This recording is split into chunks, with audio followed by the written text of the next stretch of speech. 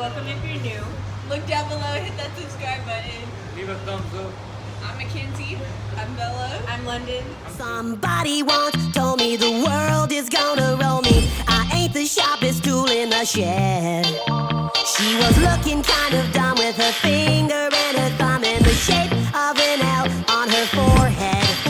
Well, the years start.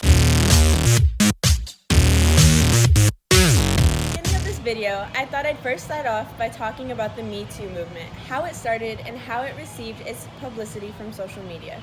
To help create this video, I have received valid information from the Me Too movement's official website.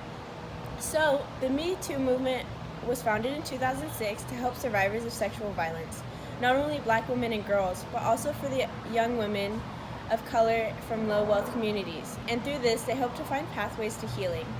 The vision is to address both the dearth in resources for survivors of sexual violence and to build a community of advocates driven by survivors who would be at the forefront of creating solutions to interrupt sexual violence in their communities.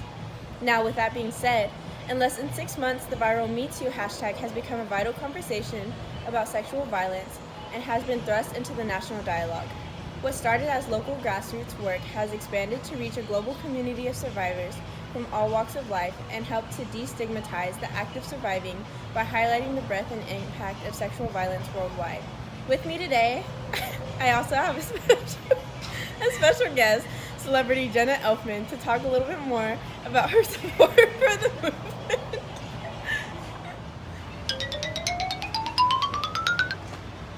Thank y'all for having me. I'm so excited to share my experience. I've been with my lovely Bodie Elfman for almost 27 years. In my time with him, I've learned a lot about men, and I have learned a lot about myself. Bodie is my best,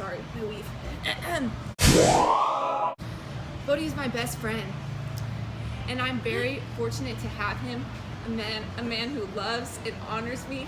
Gosh, sorry, I'm tearing up. Respects me, and always supports me in my endeavors. His actions have made me a stronger woman, and I want to say that I too, in my past, have had experience of a couple men physically forcing themselves upon me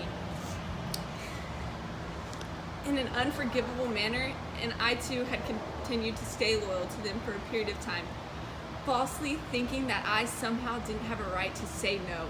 I just want to say that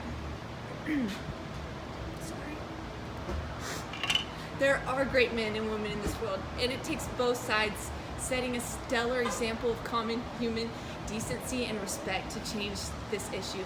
The wonderful men of this world need to also express themselves and be the ones to say no to the behavior when they witness it in their fellows, and continue to set an even bigger and better example of what it means to be gentlemen.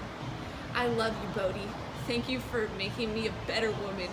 I support the Me Too movement because it makes a bigger impact on someone's life that we can never expect.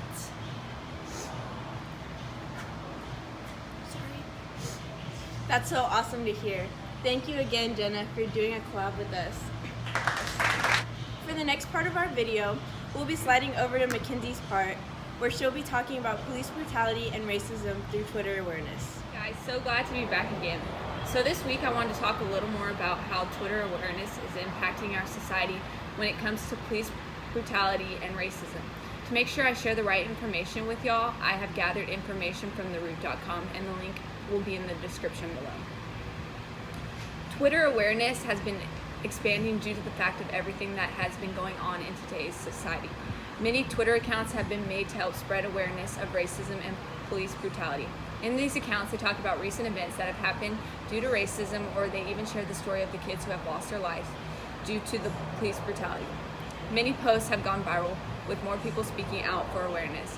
Now, to demonstrate a little further, I will be inserting some videos from Twitter. These next few scenes do contain violent content, so if it makes you uncomfortable, please skip ahead. Videos have brought awareness to society that demonstrates that there needs to be a change if we no longer want to continue on the cycle that's been occurring. Now, the next thing I'd like to discuss is the Women's March.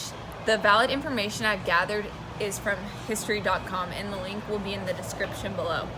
The Women's March is a woman-led movement providing intersectional education on a diverse range of issues and creating entry points for new grassroots and activists and organizers to engage in their local communities through trainings, outreach programs, and events.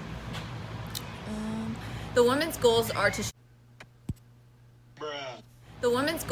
show that women's rights are human rights as well. Women's marches have been around for ages and will continue to be around as women fight for their rights. One of the most recent marches being in 2017 on the first full day of Donald Trump's presidency. Now to my left, I have a few women taking a part of this march. You know what? I'm gonna go talk to them and see what's up. Ow. Can I talk to you real fast? Yeah, why don't you have a seat? Okay. They are so dedicated. So why are you marching today? I'm marching today because I want to spread awareness about how women need to be respected with the same dignity as men are. We deserve a change, and while we wait until equality is served, and we will not stop. That was deep.